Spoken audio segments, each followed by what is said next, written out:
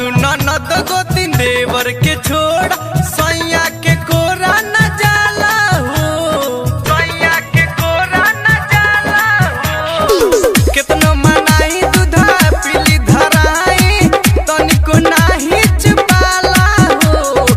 सासु ननद गोतिन देवर के छोड़ सैया के कोरा न जाला हो। रही जाता मन हमर भीतरी लजा के, रही जाता मन हमर भीतरी लजा के। ई खाए के गोला गापा को होता हो, निषाद जी के पापा को होता कि हमरा सैया जी के चाचा को होता हो, मलहवा के पापा को होता कि मोरा सैया जी के चाचा को होता हो, निषाद जी के पापा को होता, सैया जी के चाचा को होता हो, निषाद जी के पापा को होता। अपहर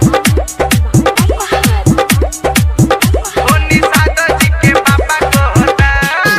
दाल में कहला नहीं हरवाला लागे कि भेद खोलवाई हो। विपद के घड़ी सैलेश खाड़ा